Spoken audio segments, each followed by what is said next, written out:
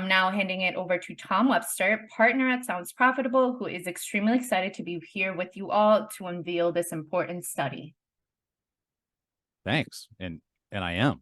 And I'm so happy that so many of you have come today. We've got about 700 people signed up for this. So it's almost like one of those reality shows after the reality show, given how many of you that I saw at Podcast Movement. Watch What Happens. It's the Watch What Happens for Podcast Movement.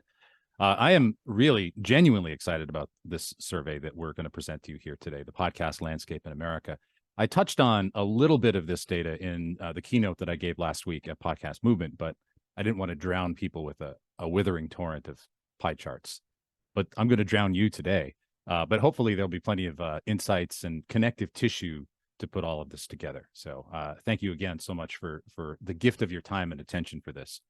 I am genuinely excited about this study for two reasons. Number one, it is the study that I wanted to do really immediately, and we sort of had to kind of build up to it because this is a big project. We've put a lot of hours into it. It's a very big sample. And our goals for this project really were to find out what are the opportunities for growth in the podcast market, in the podcast industry. How do we actually get new listeners? But more than that, what's keeping our current listeners from listening more? And what's causing some of them to listen less, right? The churn that we see, which I'll address here in a little bit. So this is the kind of study that the industry needs desperately, and I'm so thrilled to be able to bring it to you. The second reason that I'm incredibly excited to bring this project to you is it's the debut of two new AI tools that I have developed. I didn't know if you knew this or not, but I'm really an expert in AI coding. And the first one is a tool I call Podjourney. And basically you upload any picture into Podjourney and it will insert headphones. And this solves a problem in really a dearth of podcast clip art that has been plaguing this industry for years now. So you can see some of my work here. I think it's glorious. Before we plow into the data, I want to take a moment here to give a special thanks to the 11 companies that partnered with us on this project.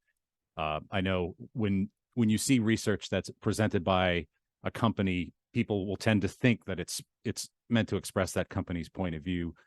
That's certainly as a former professional researcher, that's generally not the case. It's not the kind of thing that I would be involved with.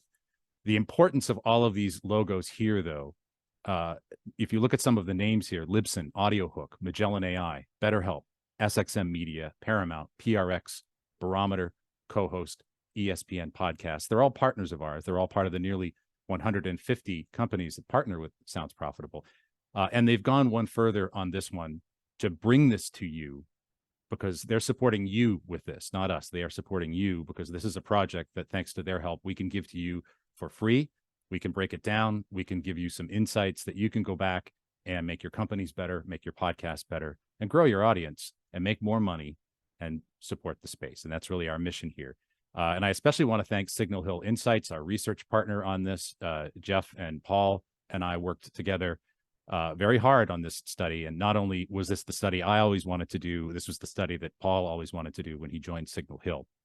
So the basis for this project was an online survey of over 2,400 Americans 18 plus. It was 2,405, if you want to be precise, weighted to the national population. So it is representative of the US population. And we asked them a number of questions about some of the things that I talked about earlier. Now, this was a Gen Pop sample, so there were both podcast listeners and non-podcast listeners. And the reason why we had such a large sample was not for any kind of bragging rights. It was because we knew that there would be, within that sample, there would be segments of non-listeners. And within those segments, there would be other segments. And so it's only with this size of a sample that you're really able to kind of break that down. So that's what we're going to talk about today. So let's get started. And let's start with some perceptions of podcasting. And when I gave the keynote at Podcast Movement, I told a story that I won't bore you with here because I think the keynote video will be available soon. But I talked about my experience telling the customs and immigration officer at Pearson Airport in Toronto when he asked me what I do for a living. I said, I'm a podcaster. And he was a little taken aback by that and said, are you really Global Entry? And that was the gestation for this entire project, because we know that people have perceptions about podcasting, right? And sometimes the media helps with that. Sometimes the media does not help with that. But the first thing I can tell you, and again, this is an online sample, so this excludes the 8 or 9% of Americans that don't have any online access whatsoever, even with a phone. 95% of them are familiar with the term podcast. It is part of the common parlance, whether they listen or not. And again, that's thanks to some of the portrayals of podcasting in the media. In terms of who is listening, 72% of Americans say that they've ever listened to a podcast. And you can see some of the numbers here, past week, past month. These are a skosh higher maybe than some of the other numbers that you've seen. But again, there's methodology differences a little bit. This is an online sample. But this is a pretty good representation of the US in terms of not just have you listened or not, but how recently have you listened. And again, 28% say they have never listened to a podcast. They could. They have some kind of online access, but they have never done it. And chances are they have heard the term, right? Since I just showed you 95% were familiar with that. So this is what I thought Americans thought about podcasters, right? This is the Fisher-Price podcasting set that was a bit of a joke on Saturday Night Live.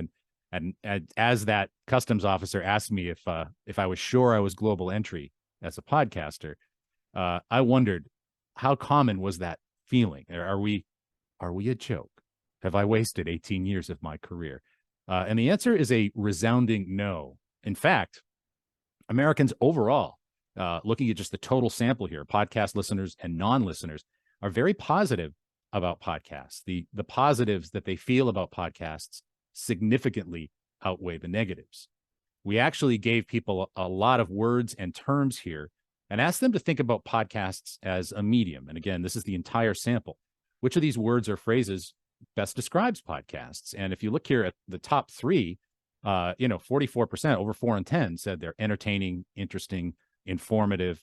And really, if you go down this list, all of the positives outweigh all of the negatives, which I think is pretty remarkable. I thought that you would see some negatives crop up there. The first negative that you get on this list is not for people like me. And that's not exactly a negative. If you're not familiar enough with podcasting, you might just think, oh, that's not for me, right? In the same way that RC Cola is not for you, but you haven't tried it. But some of the other terms here, like boring, a waste of time, amateurish, those are not commonly held beliefs, and they all are heavily outweighed by the positive sentiments. Now, we also asked, and this is right to the heart of my interaction with that Pearson's customs officer, what about the career? What about podcasting? Is it cool? Well, as it turns out, people do think and have a lot of respect for podcasting. People do think it's a pretty good job. Think about podcasters and podcasting as a job. Which of these words or phrases would you use to describe the work of podcasting? And you get to the top there: respectable, valuable, skilled, rewarding, professional. Again, not for me, which is sort of more neutral.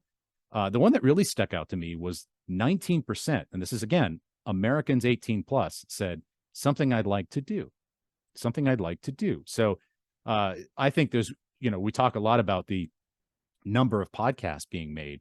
19% of Americans aren't making podcasts. I can tell you that. So that tells you that it's at least aspirational. And then, you do start to see a few negatives: amateur, risky, but those aren't held by the majority, right?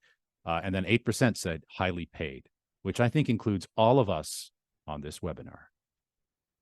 And finally, when you ask people, why do you come to podcasts? They come for interesting topics, they come for companionship, and they come for screen-free entertainment. And this I thought was really, really fascinating. And I'll linger on this screen a bit because there's a lot to process here. We gave people benefits associated with podcasts. And in this case, we asked people who had ever listened to a podcast. And we also asked some of these questions to non-listeners as well, which I'll get to.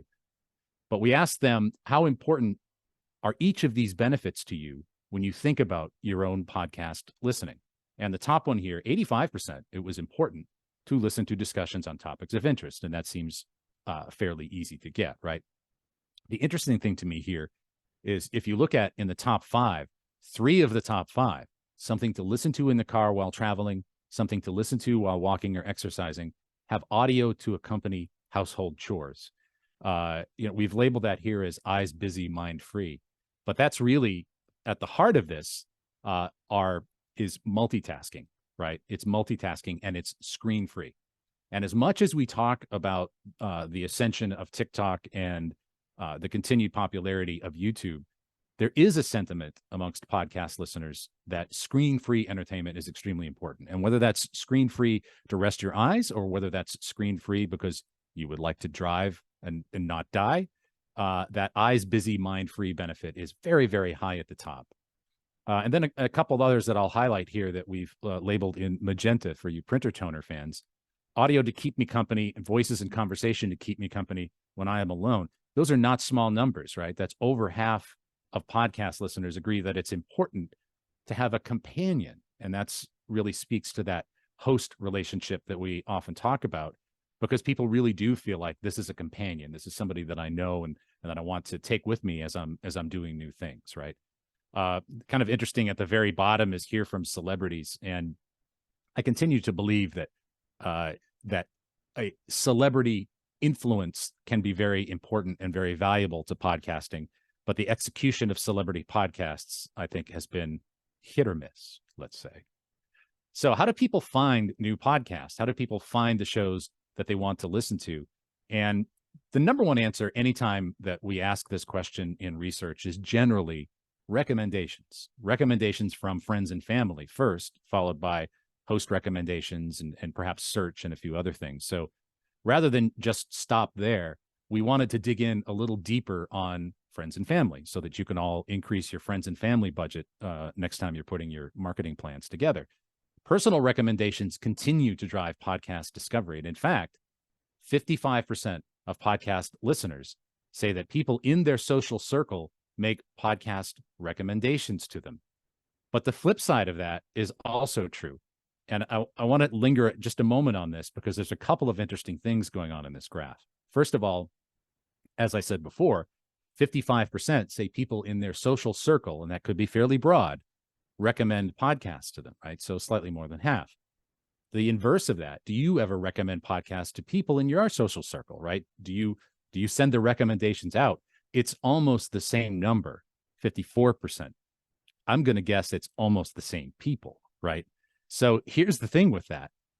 There's 45% in orange there that don't recommend podcasts to people and haven't had podcasts recommended to them. So that's blue ocean. And it's not because they don't talk to people. It's not because they're just not recommenders. I think it's because perhaps they haven't found the podcast that makes them sort of rave about it. But even more important, maybe we haven't asked for the order, and maybe we haven't given them the language in which to do that. So that's potentially 45% of podcast listeners that could be turned into some kind of advocate or evangelist for the space. And we just haven't activated that yet. And that excites me, right? Because if you can find ways to do that, that is complete blue ocean, because chances are those people are in social circles where a lot of people don't listen to podcasts. And so it is that 45%, those orange folks, that might actually be the conduit to non-listeners. So we asked people, do any of the following people in your social circle listen to podcasts? And, this is a fairly obvious one, I think. Friends and family members are number one, but even still, a third of coworkers and a third of just acquaintances, like your neighbor, healthcare provider. I often talk to my healthcare provider about podcasts. Those are very high numbers, right? So people are aware in their social circles. And I can remember, and it wasn't that long ago, where I would talk to people in my social circles, not just friends and family who knew what I did for a living, but again, people I would run into in the airport, or people that, my barber, things like that. Not that I've seen him in a while, kind of need to. And they wouldn't be listening to podcasts. They wouldn't know much about them, right? But that's changing little by little. So yes, friends and family members, more than half say that those folks listen to podcasts. But again, a third of the people in our sample here who basically said that their coworkers do, and they have acquaintances that do, right? When someone recommends a podcast to you, how likely are you to listen to it? And this is a pretty good question, I think. The very likely and the very unlikelies almost cancel out a little bit. But the somewhat likely is a pretty good score, right? So in general, there's a lot more positivity here for people saying they are receptive to getting a podcast recommendation. There's only a much smaller percentage that say they're definitely not receptive to that. So for the people that are receptive, why would you? Why would you listen to a podcast that's been recommended by someone in your social circle? Number one, I like to learn new things, and that's certainly one of the biggest benefits of podcasting. It's not the only one. It's one that I don't want every podcast to be painted with. Sometimes we just want to sit back and laugh, right? My social circle has good taste. That's almost a self-reflective statement in some ways, right? You're probably not going to say my friends are losers, but I don't know. Some people have loser friends. I want to keep up with what my friends are talking about, and that's really, I think, speaks to FOMO. I've had good experiences. I'm always looking for new podcasts. I don't want to miss out. So that's why people would take those recommendations. Now, for the smaller percentage who say they would not take those recommendations, the number one reason is because we ask this of everybody. I don't listen to podcasts. And again, that's not a brick wall. That's just that we haven't given the language to our listeners. We haven't given the language to our listeners for them to easily put a handle on what this thing is and go to a friend who doesn't listen to podcasts and say, I know you like this thing. This show is exactly for you. And that's asking for the order. That's clarity in messaging, right? So I look at that 63%, not as a static number, but as a cry for help. And then I'm not looking for new podcasts. I have very specific taste. And my favorite, 8%, I have not received good recommendations. And I think what that means is that 2% of Americans, if you overlay it with this number, just trust me on the math, just have terrible friends. Just get better friends. Now, I want to talk about some other sources here because certainly YouTube and social media are also very, very important. And so setting aside personal recommendations, we ask people, what are the other ways that you find out about your podcasts? And you can't ignore number one here. You really can't at 48%. And it is the tube. It is the YouTube. And I want to be very careful about what the suggestion here is about this data. This doesn't say, how do you listen to podcasts or where do you listen to podcasts? Even though we know YouTube is an enormously popular source for that, right? But that number is really high for how do you find your podcasts? And whether or not you put your podcast itself on YouTube, and I think if you just dump your podcast on YouTube, it's not going to be incredibly successful. I think we've seen enough research on that. We saw some very good research on that presented. Steve Goldstein and Coleman Insights presented on last Thursday that you can check out. I think we covered it in the download. But if YouTube is that important as a source of discovery, you got to do something with it, or you're missing out on a significant pathway to growth. And I don't think it's trailers necessarily, because I don't think people search for trailers. The people that search for trailers, I think, are already listening to podcasts and their current podcast is ending. That's not that trailers aren't important, but we're talking about new growth here. We're talking about ways to grow outside of the current circle of podcast listeners. So I think it's a different thing. And it's something that allows people to discover your talent in a form that's native to YouTube, but it's not your podcast. Of course, searching the internet normally comes up in number one or number two or three on this list. But you also get, really close to the top here, you get Facebook. People still use it. Spotify, yes. But Facebook, Instagram, TikTok, Twitter, those are all fairly high up there. And I think what's important to remember about social media, we think about social media as an organic channel. I'm going to put up, I'm going to put up an X, whatever. I'm going to put up an X about my podcast and hopefully drive people to it. And yeah, that is the predominant way that people find out about podcasts on social media. But I do want to point out here that when we asked folks the types of social media posts that drive discovery for them, 2/3 of them said they saw it on the social media feed of someone they follow. And that could be a friend. It's probably an influencer with a large account. But 25% said it was a sponsored post. They're aware of this, right? Or an advertisement on social media. That's a pretty good number, don't you think? I think that's probably worth investing in to do paid social, to do paid ads on social. And we do some paid work, I know, in this medium, and certainly buying ads on the various podcast players and things like that is one way to drive that. But I look at a graph like this and see that 25% next to the 67%, and I don't see a small number. I see a number that represents pretty good odds at bringing people to your podcast. So for what it's worth, you can't ignore paid social, and you can't ignore YouTube if you really want to maximize the growth here. A little bit on content. We didn't spend a ton of time on content in this survey because I really want to get to some of the growth opportunities.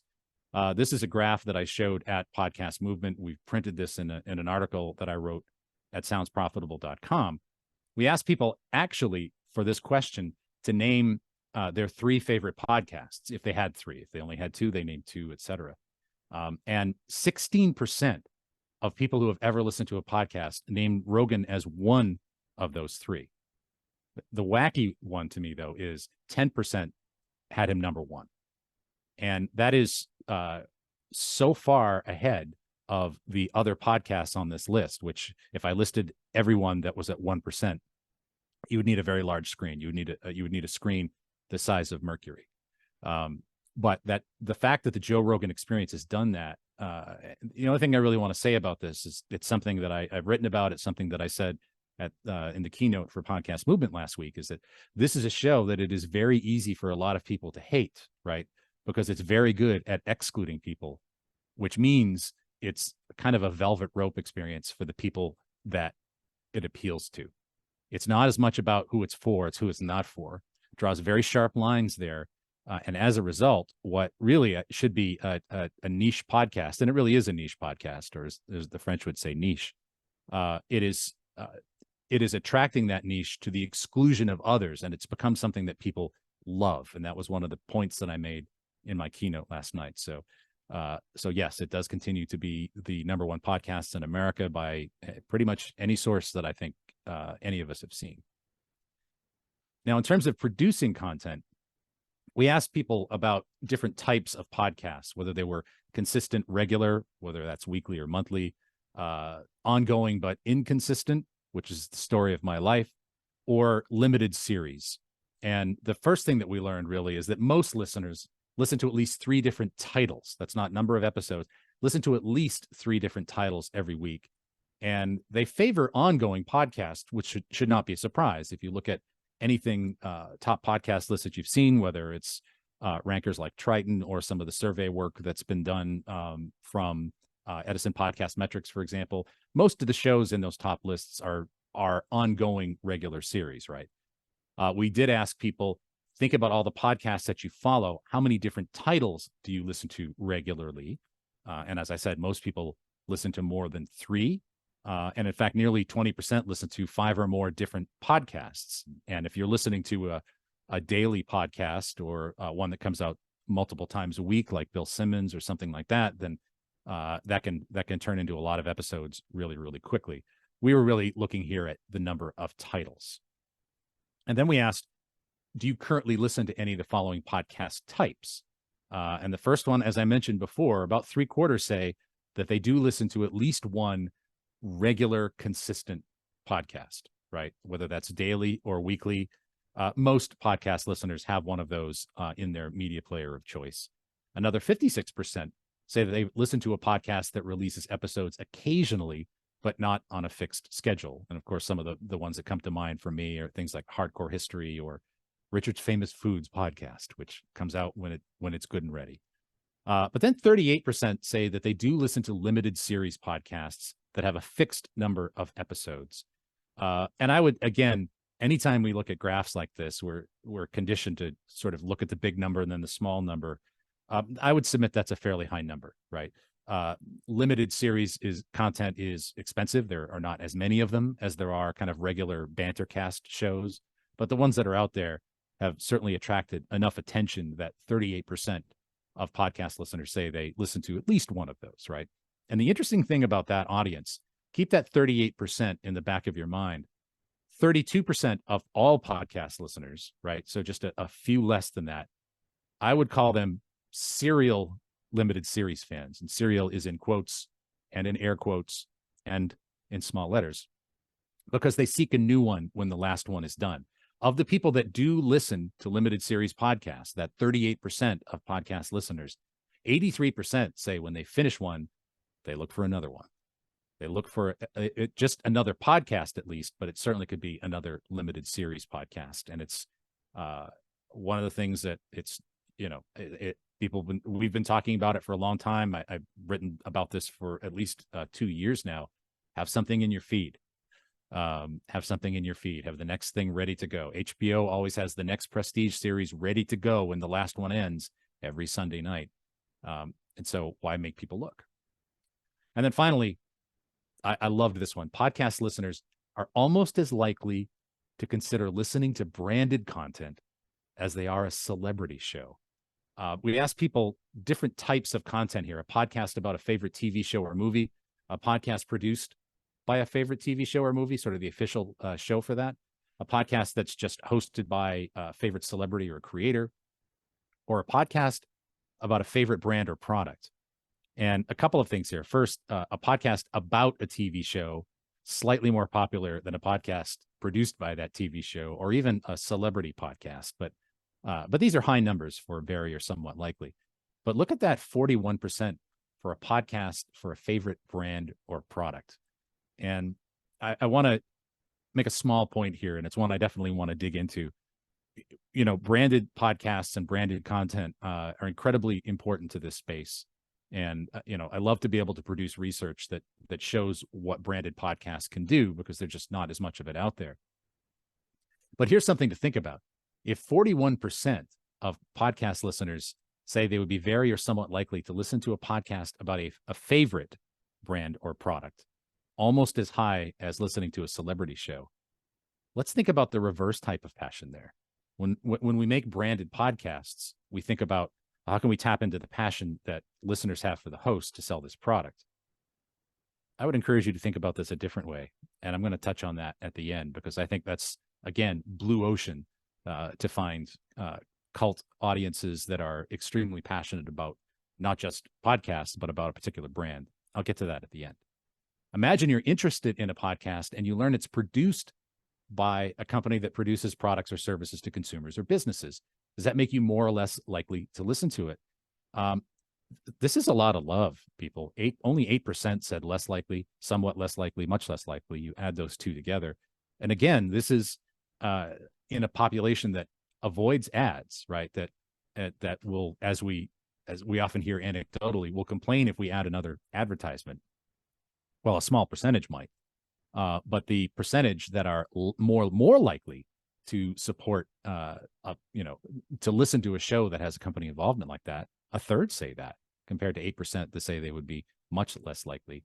And there's, I think, two aspects to that. Number one, there's some brands that people love.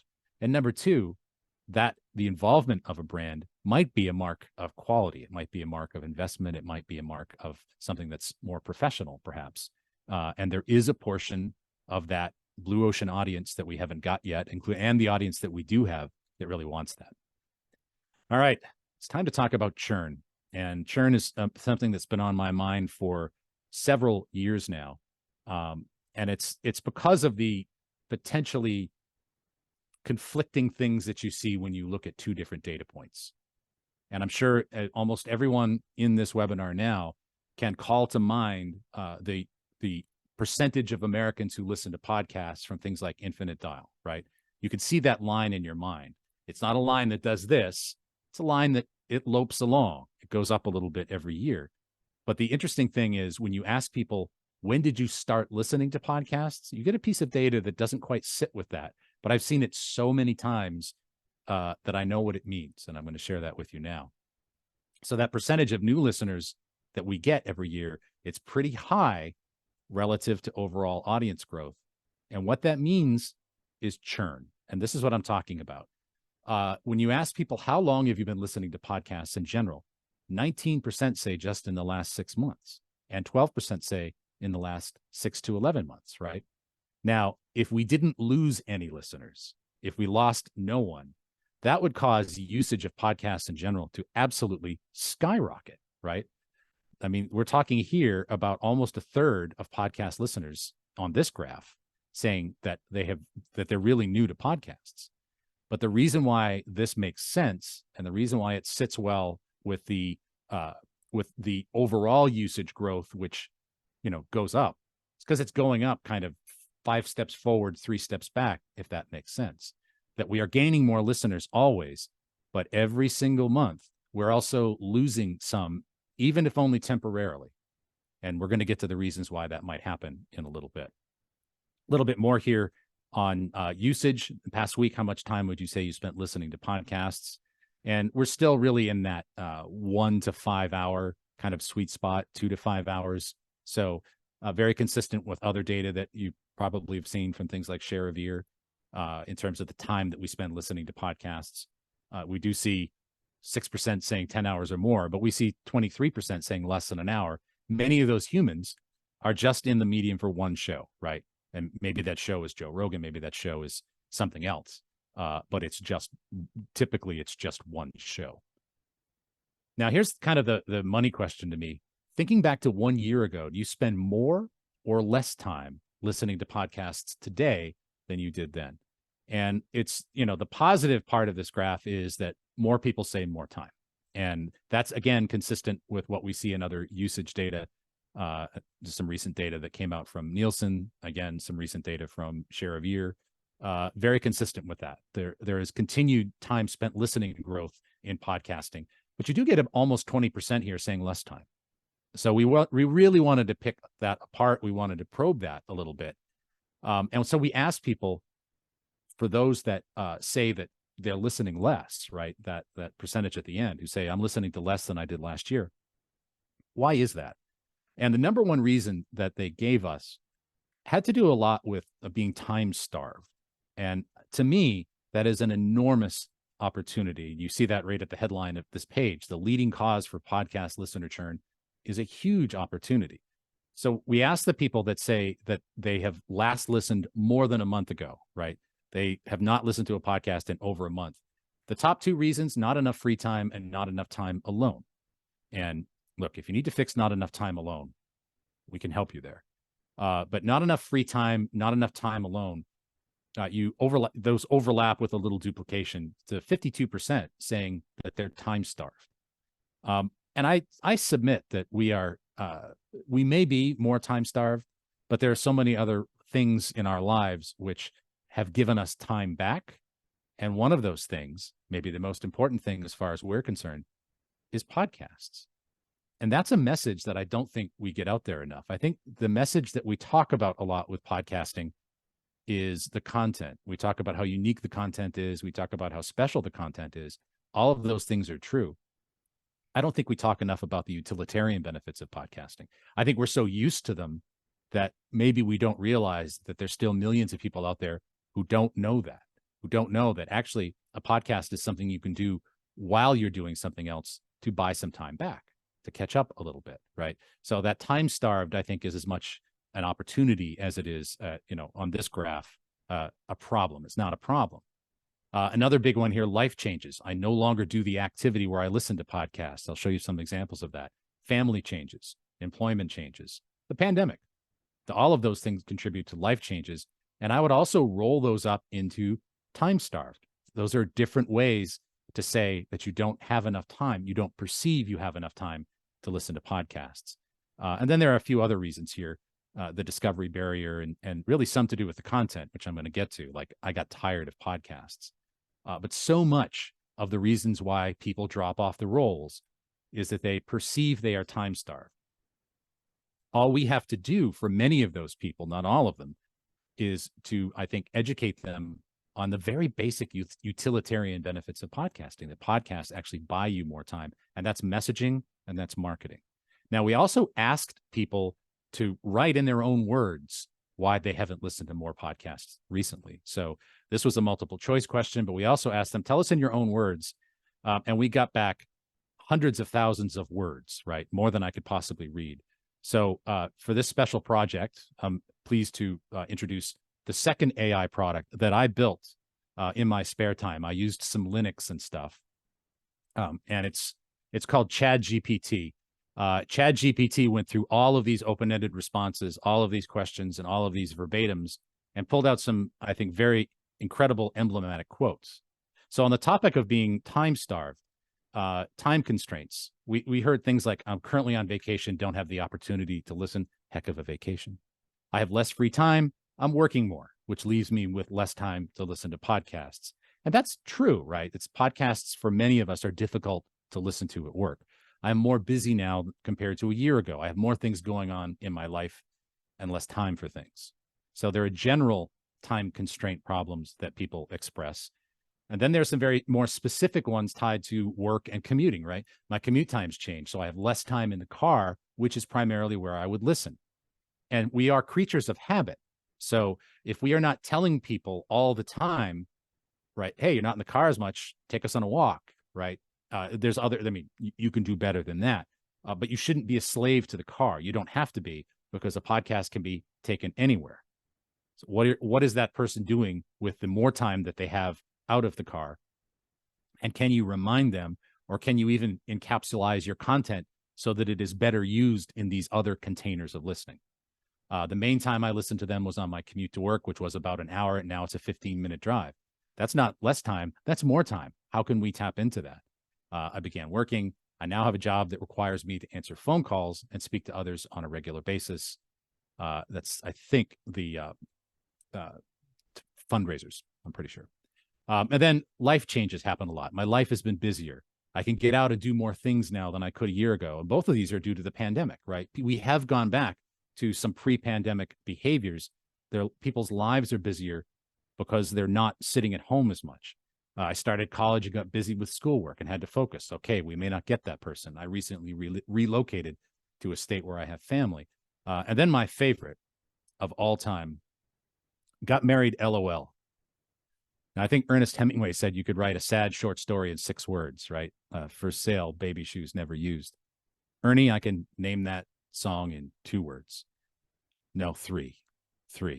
Got married, LOL. I think he needs to call the love doctor. What is the LOL referring to?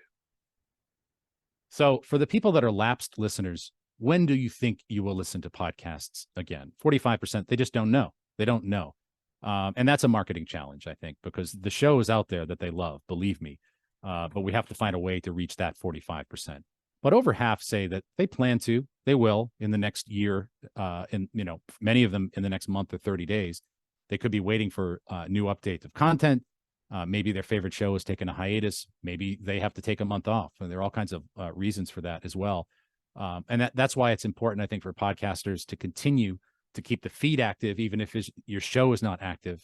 Find some partners there, and find other ways to reach people continuously, even if you're not actively producing your show, right? Now, why would you listen to a podcast again? What reasons would cause you to listen to a podcast again? And we see a lot of the same things here we saw amongst the people that say that they have stopped listening more because they don't have enough time, right? Now, these are people that they don't know when they will listen again. That 40-something% we just saw. People that don't know if they will ever listen again. More free time, more time alone. Again, top 2 reasons. Someone recommends a new podcast. Well, we need to give people the vocabulary for that. We need to ask for the order for that, right? Those are all things that we can influence. We can't influence things like change in family situation, maybe, but we can remind people of all the places and situations where podcasts can be listened to. And then the last thing I want to touch on here, in terms of people stopping a podcast, no longer listening to a podcast, is that we all have a burden to carry here, and that is to maintain consistent quality. Your favorite show does not produce, your favorite show on Netflix, your favorite show on television doesn't produce a new show every week. It's really hard work, right? It's really, really hard work to maintain consistent quality. And I am here to tell you that the mainstream content consumer in this country is not a dope. They are used to extremely high quality content. They're used to the best content. They're used to exceptionally highly produced movies and TV shows. That's what they're used to watching. That's what we're being compared to, right? So the more mainstream you go, the more sort of broad, middle of the road American consumer you go, the higher their bar is for content, because what they are watching is actually produced to the highest level. And you have to continue to watch what you're doing, to monitor what you're doing, and to talk to people, to talk to listeners. Am I losing it? Right? Because it is difficult to maintain that on a consistent basis. We asked this question. Think about a podcast that used to be part of your regular listening routine, but you stopped listening. Why did you stop listening?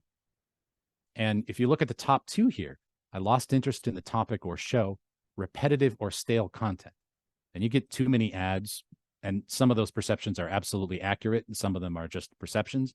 No longer available for free, too many ads for products I'm not interested in, found a better podcast on the same topic. 3 of those top 6 are related to the quality of the show. And so I asked Chad to go through some of those comments, reasons for not listening. They started having bad shows that didn't make any sense. That was podcasting in 2006. I used to listen to a single series of podcasts about health and nutrition, but the episodes all started to sound the same. I didn't feel like I was getting the same value. Some things they talk about just don't interest me anymore. They become less relevant to me. The podcast was very interesting at first, and then not so much. And that's a good reminder to all of us that our audience is always a moving target. It's always a moving target. We don't herd them into pens and keep them forever. They come in and out. They churn. And you have to continue to keep your finger on the pulse of how people are perceiving your show if you're going to keep it fresh, right? Now let's talk about people who don't listen to podcasts. And this is an expansion of what I did talk about at the keynote for Podcast Movement. And that's the 28% here in our sample of online Americans who say that they have never listened to a podcast. Why haven't you done that? And we gave them a whole bunch of reasons. And some of these reasons have to do with economics. Some of these reasons have to do with misperceptions. And some of these reasons have to do with preferences. So at the top, my existing options give me what I need. I prefer video over listening. I prefer reading over listening. These are people that are happy with what they have, right? That's not to say they wouldn't love a podcast. There isn't a need. There isn't a need. One of the things that you have to do, I think, when you ask people to make a change, and this is a change that you're asking. I am not a podcast listener, and you want me to change. You have to do 2 things. You have to show them that the prize on the other side of the bridge is worth having. And you have to also convince them that the bridge is safe enough to cross, right? Otherwise, they're going to stay where they are. They're going to stay where they are. And so some of these reasons, I think, apply to different people. So we decided to do a little segmentation here and pull this apart to see where's the most attainable goal for us? Who are the people in this mix of non-listeners that we could best reach?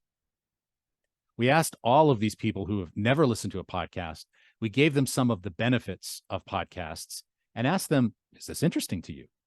And 3 of the top 4 here, something to listen to while traveling, something to listen to while walking or exercising, to occupy or entertain me while I'm doing mindless tasks or chores. And again, we saw this list earlier, eyes busy, mind free, passive, screen free, passive.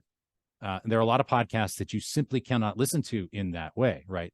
I listen to a lot of audio fiction. I cannot listen to audio fiction when I am doing something else, or I literally lose the plot.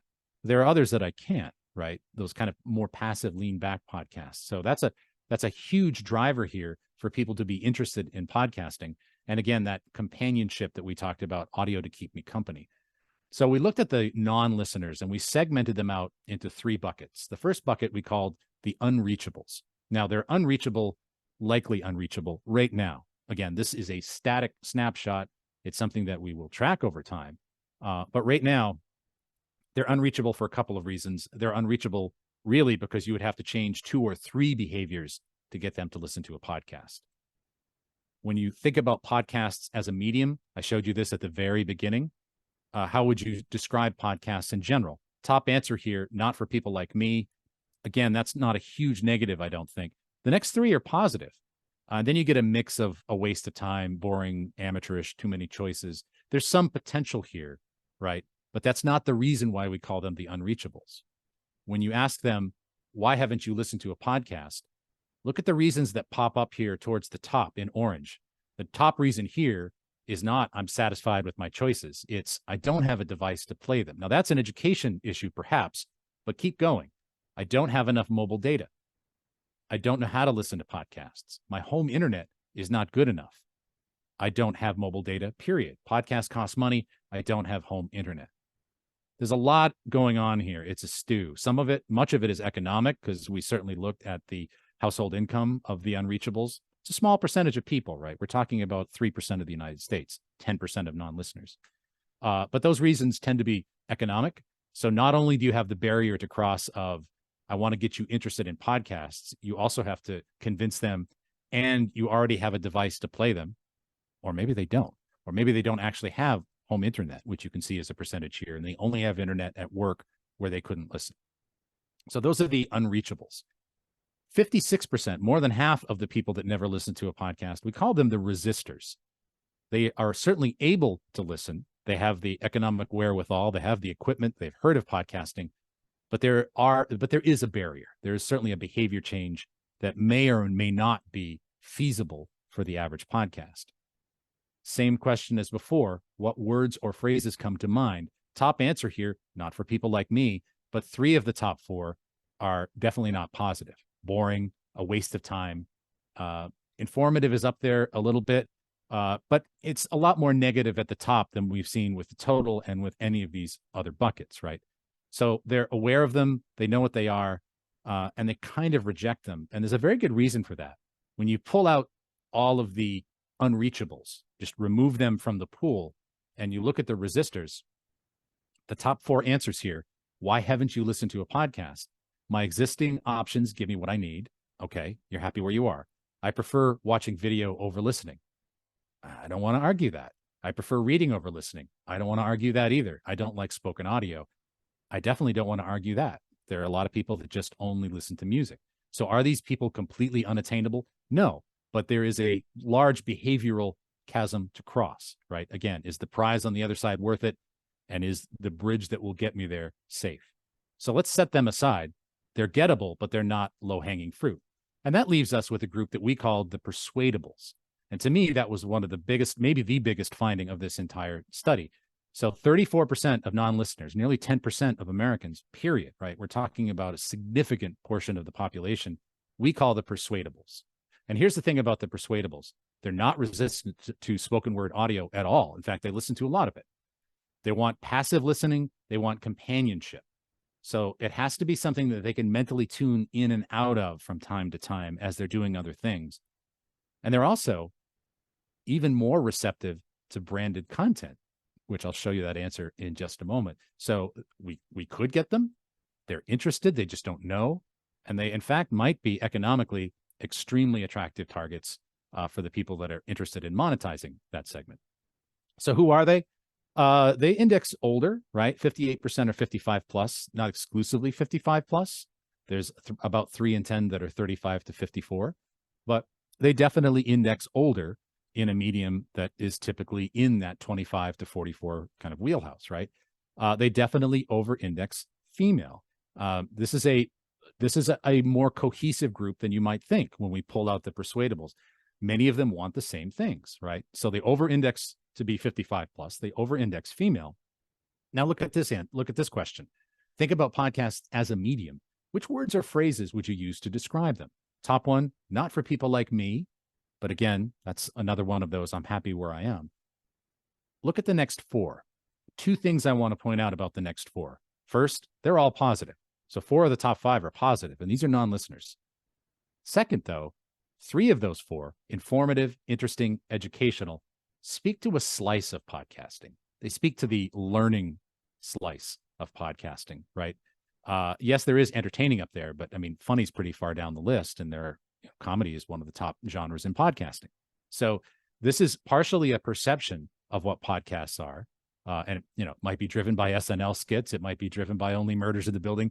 I don't know, but it's not the whole truth, is it? So they're gettable. And 4 of those top 5 attributes are certainly positive. So why don't they listen? Not enough free time.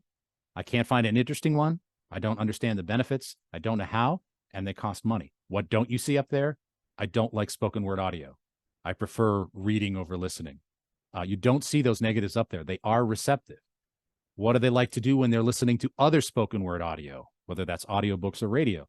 Housework, cooking, watching TV or video, errands, relaxing, commuting, traveling. Again, more passive, more companion media types. Now, when you ask them some of the perceived benefits of listening to podcasts, how interested are you in these things? Again, at the top, something to listen to in the car. Number 3, to listen to while walking or exercising, occupy me during tasks or chores, keep me company, right? So you've got 4 of those top 5 are about being a companion. They are about keeping me company. They're about screen-free, more passive kinds of entertainment. So this is a segment of people, and I've studied them in other media, right? There's a lot of, things like the Today Show. There's a lot of passive consumption of things like the Today Show. People put it on to listen to while they're getting ready. That could be a podcast, right? There's a lot of passive consumption of TV as audio. That's a huge segment of Edison's share of ear, right? When it says TV audio, that's not MTV, which of course doesn't play music. It's things like the music choice channels at the end of a cable package, or watching CMT or something like that. They're not actively watching it, right? Podcast could be a part of that mix as well. So it can't all be lean forward, hanging on every word that Ira Glass says. That works for a lot of us. But this group of people, the Persuadables, they need a different kind of content. And I'll close the Persuadables with this. I showed you this question before with podcast listeners. This is with the Persuadables. When you give them hypothetically, would a podcast like this interest you? Again, about a favorite TV show, produced by a favorite TV show, hosted by a celebrity, or a podcast about a favorite brand or product. That's actually higher than a podcast hosted by a celebrity. And I want to talk about that as we get to the findings here. Before I get to some of the findings and real action steps for this project, I do want to remind you, if you're not subscribed to Sounds Profitable, it does not cost you anything. You just scan your face at that QR code. We offer a weekly insights newsletter, the Download, which is a daily newsletter about the business of podcasting that comes out Monday through Thursday. And then there's a recap for the week that comes out on Friday. We have 3 podcasts that voice all of those. This is our 7th research study in the last year. Deep dives, unmissable events, and a lot more ChatGPT. Not the last time you will see Chad. He really helped out. So, findings and action steps for this project. Despite the less flattering portrayal of podcasting and of podcasters that we occasionally see in the press, Americans are overwhelmingly positive about the medium. There wasn't a single negative attribute higher than any of the positive attributes in that first list that I showed you. So they're positive about the medium. They're positive about creators. So let's push back on that one. Let's push back as much as we can. People actually think it's pretty cool. Listeners come to podcasting for interesting topics and lean forward things, sure, but companionship and screen-free entertainment are vital benefits that we need to lean into for growth. They can't all be things that you focus on all the time. That's one audience. That's a core audience, but we need to focus on the secondary and tertiary audiences. Podcasters need to get serious about word of mouth. That's why we dug into that a little bit in this study. What exactly is the message that a would-be ambassador should be spreading about your show? Are you giving them the vocabulary other than it's a cool show? Tell your friends. That's not good enough. Tell them what it's about, what they get from it, how it makes them feel. We have to give influencers of all types. And I'm not talking about a Kardashian. I'm talking about that friend you ask about headphone recommendations. We need to give influencers of all types a specific positive vocabulary about our shows. But we can't grow by word of mouth alone. It actually bothers me a little bit that word of mouth is always so high. YouTube promotion, and that doesn't necessarily mean YouTube promotion, but it means promoting things on YouTube. And paid ads have to be part of your plans if you're going to reach the full potential of this medium. We talk about brands leveraging the relationship that existing listeners have with podcast hosts, but many people are equally passionate about specific products and services, right? I have certain clothing brands that I only wear. I have certain audio brands that I only use, right? That's an equal amount of passion for me as the passion that I have for a show host. What if we thought more about how podcasting can leverage the passion that potential listeners have about their favorite brands? And I'm talking here about a reversal, right? I'm talking here about not necessarily, hey, I want to make you a branded podcast, company X, right? But I want to make a podcast about this product because people are nuts about this product. Whether that's involving the company or not, but that seems like a good way to get some money from them. Because there are people that are just as insane and nutso and passionate about certain brands as they would ever be about a podcast. I think that branded podcast relationship can actually go both ways. The leading perceived cause of churn, it's time constraints. We're all seemingly a lot busier now, but time shifted listening is maybe the chief benefit of podcasting. as far as the general public is concerned. So we need to leverage that weakness into a strength. Podcasting is your way to stay connected with the things you care about in an increasingly busy world. So it's not that I don't have time to listen to podcasts. It's you're out of time to keep in touch. Podcasting is the way for you to do that, to feel better about yourself. It's just marketing 101. Continually take the temperature of your audience. Some of the content issues that I saw, they're all, I think, a result of trying to maintain consistent quality over time. If the listener perceives that the quality of your show is dipping, they're always right. The listener is always right. We're all ambassadors for this medium as a whole. Like it or not, if your show declines, that might lead somebody to think podcasting is declining. So this is something I think that we all need to be very, very diligent about. It's hard to do this. And then finally, the most significant source for completely new audience growth are a group that we call the Persuadables. They over-index older women, open to our content, looking for more passive, lean back things that they can multitask with. And to make that content, you need those voices in the room. You need to be working with those voices. You need those voices in your company. You need those voices on your podcast. And you need a consistent plan to at least talk to your listeners over time to understand them a little bit better. Again, I want to thank Signal Hill for their research partnership and our sponsors for this: Libsyn, AudioHook, Magellan, BetterHelp, SXM Media, Paramount, PRX, Barometer, Co-Host, and ESPN Podcasts. I'm Tom Webster. This will be up on the site very, very soon. If you are a partner to Sounds Profitable, stay tuned and log into the Partner Unplugged, where I'll answer some of your questions and answers. For everybody else, if you have questions and you were able to submit them and we didn't answer them, we will find ways, because we always do. Thank you again for your support of Sounds Profitable. Thank you for supporting the companies that partner with us, all of the companies that partner with us. And we'll see you again soon with more of this. So cheers.